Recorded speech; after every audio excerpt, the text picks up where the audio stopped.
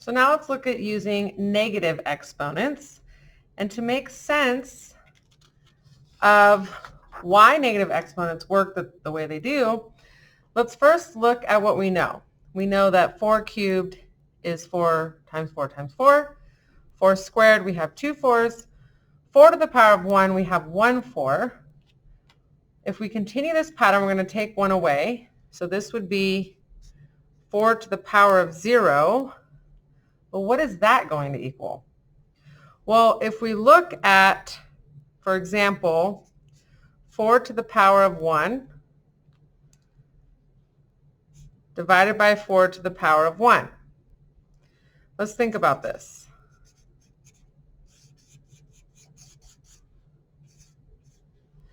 If we follow our quotient powers, we are going to subtract 1 minus 1. And this is going to leave us with 4 to the power of 0. Remember, keeping our base numbers the same, and then doing the subtraction with the exponents.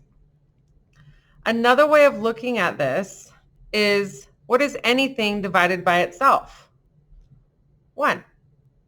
So 4 to the power of 0 equals 1. Does that mean that any number to the power of 0 is going to equal 1? Yes, and we saw that in a previous video. But this is the thinking that makes sense behind it. Now, if we continue this pattern, and now we're going to take another one away from our exponents, so I'm just rewriting it over here now. We're taking another one away. What is that going to mean? Well, when we think of negatives, we think of opposite. And so if we were to write 4 to the power of 1 as a 4, that's the same as 4 over 1. But now we have this negative exponent, which tells us we're going to flip the order, and we are now putting the base number in the denominator. Try the next one, 4 to the power of negative 2. It's going to be 4 to the power of 2, but it's written in the denominator instead of the numerator. And if we were to continue thinking about this way, 4 to the power of 0 over 4 to the power of 1, well, this is 1, 4 to the power of 0, and 4 to the power of 1 is 4. So this is the reasoning behind why we now put our exponent and base number in the denominator.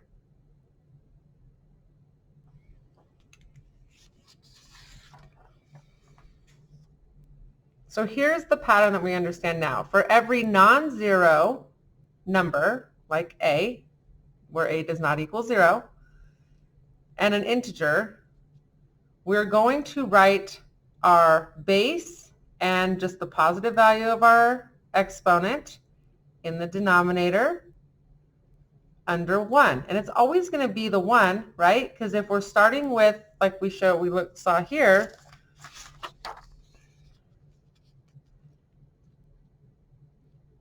it's because if we start with a 0 power and then subtract this, that's how we get the 1 up top. So any number except 0 taken to the power of 0 will be 1. So let's do some examples. This is 1 over 4 squared. This is negative 1. Why does that make sense? Well, this is the same as negative 1 times 9 to the power of 0, which means negative 1 times 1, which is how we get negative 1. Over here, this is already a fraction, 1 over 4. So we are now going to, since this negative tells us to do the opposite or flip it of what's in there, reciprocal, we're going to write it as 4 squared. You flip it because that's what this negative tells you to do. And then that becomes 4 over 1, or just 4, taken to the second power. Let's do some more. This here means 1 over 4 squared, but now we are taking that to the second power, so it becomes 1 squared, still just 1, over 4 to the 4th power. This one, 1 over 6 to the 4th times 6 to the 4th. Well, this is the same as having a denominator of 1. When we multiply across, we get 6 to the power of 4 over 6 to the power of 4. And we can think of this two ways. We keep our base, subtract our exponents, it's 6 to the power of 0. But looking at it another way, anything divided by itself is 1. So our final answer is 1.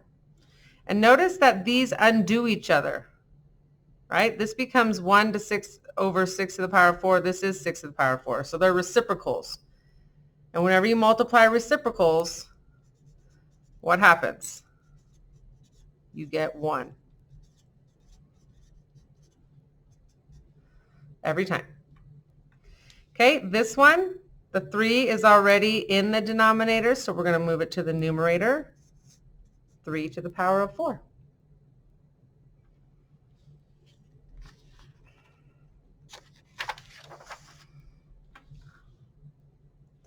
Okay, next, this is 5 to the power of 1, but it's actually 1/5. We're going to move it to the denominator. And then it's this divided by 5 to the power of 2. So divided by 5 to the power of 2.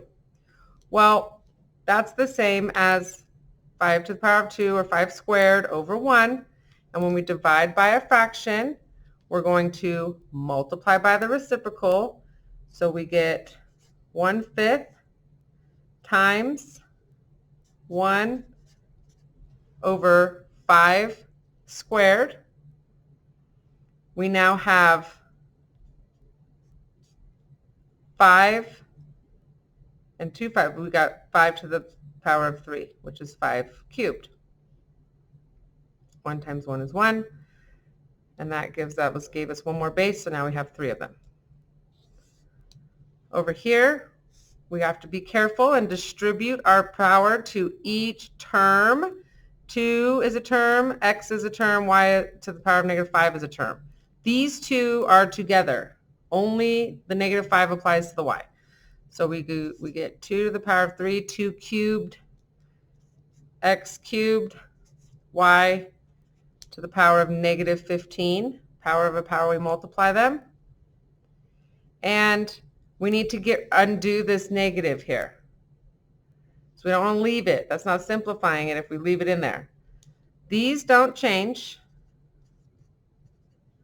But the y is going to drop to the denominator because it had a negative power and it was a whole number, a numerator to begin with.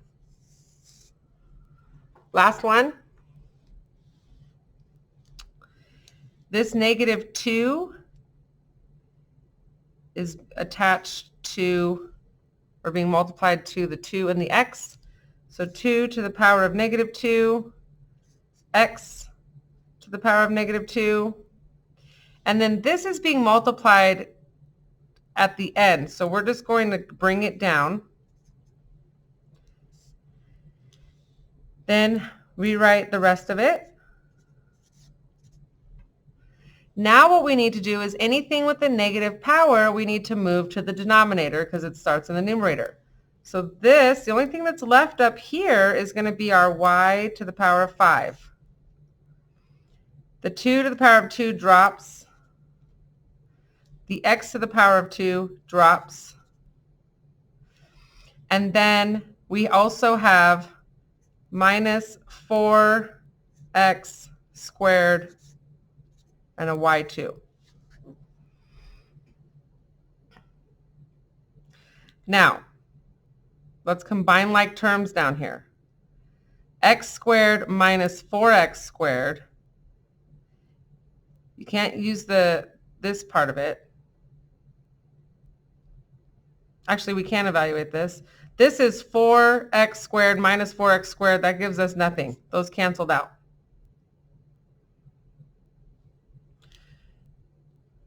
Y to the power of 5. This is a y. This is a y. We can subtract our exponents, and we get all that simplifies to y cubed. Okay, so lots of examples here to explore with. You're going to do these 6 in your math notebook and 3 more, and we'll check those solutions or those simplified expressions in class. And then this is just, on the next few slides, you're going to see this, all the different properties, how to work the properties in words, and examples. You have some more for 0 and negative properties. Okay? Take note of these things. Think about them. Really pay attention to reviewing and thinking about them. It's going to be very obvious when we go to discuss this whether you really took the time to make sense of this or not. So don't make yourself look silly by asking questions that show that you really didn't pay any attention to any of this whole time. And that's it. Then you're going to have lots and lots of practice problems. Do not work on the practice problems in the packet until you understand the different properties and the mathematics that goes on with those properties.